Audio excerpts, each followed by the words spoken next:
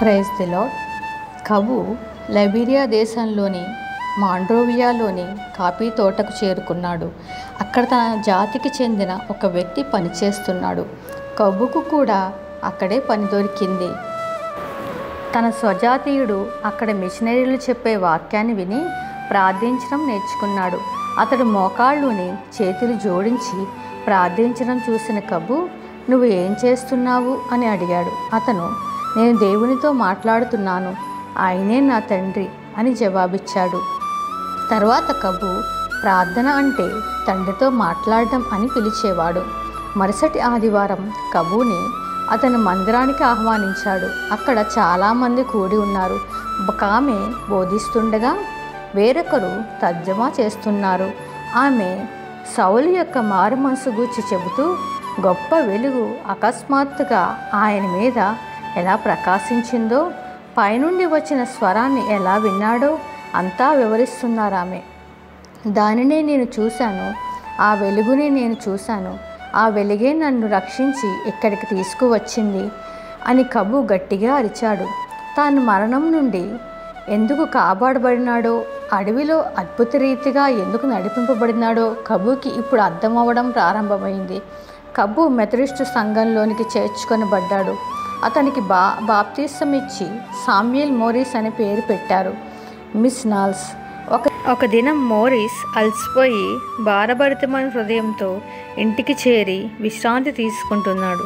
తన నోటి నుండి ఏ శబ్దము రాలేదు, కానీ హృదయము మొరపెడుతూనే ఉంది. ఒక్కసారిగా గదిలో వెలుగు ప్రకాశించింది. మొదట సూర్యోదయం కలిగింది అనుకున్నాడు. ఆ వెలుగు అంతకంతకు ప్రకాశమానమై మహిమతో నింపబడింది. ఆయన హృదయభారం తొలగిపోయింది. అంతరంగ సంతోషం మోరిస్ను ఆవరించింది. శరీరమంతా గడ్డిపోచలా తేలికైపోయింది. ఎగిరిపోవాలన్న శక్తి అతన్ని ఆవరించింది. ఆ ఆనందాన్ని పట్టలేక గట్టిగా సంతోషధ్వనులు చేయడం వలన ఆ శబ్దానికి అందరూ మేలుకున్నారు.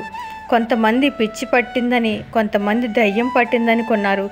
కానీ పరిశుద్ధాత్మ ద్వారా దేవునితో ఐక్యపరచబడ్డాడు మోరిస్. తన బాప్తిసం తర్వాత సామ్యుయల్ మోరిస్ 2 సంవత్సరాలు లైబీరియాలో జీవించాడు. కాఫీ తోటలో పని వదిలి మాండ్రోవియాలో ఇళ్లకు సున్నం వేయడం వంటి పనులు చేసేవాడు. లైబీరియా కళాశాలకు సున్నం వేయడానికి సహాయపడ్డాడు. తాను మారుమనసు పొందిన కొంతకాలానికి ఇంకొక యువకుడు మారు మనసులోనికి నడిపించాడు. ఆ యువకుడు కూడా సామ్యుయల్ వలె తాకట్టు పెట్టబడి ఆ క్రూర తెగ నాయకుని నుండి తప్పింపబడిన ఆఫ్రికా దేశస్థుడే. ఈ యువకుడు కూడా ఆ వెలుగుని చూచి ఆకాశం నుండి మోరిస్ను పారిపోమ్మని చెప్పిన ఆ స్వరాన్ని విన్నాడు.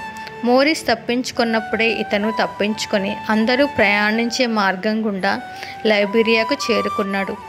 అతనికి బాప్తిసం ఇచ్చి హెన్రీ ఓలిన్ అనే పేరు పెట్టారు. మోరిస్ యొక్క అద్భుతకరమైన విడుదల సాక్ష్యాన్ని హెన్రీ బలపరిచాడు. వీరిద్దరి సాక్ష్యం మాండ్రోవియా ప్రజల మీద ఎంతో గొప్ప ప్రభావాన్ని చూపింది.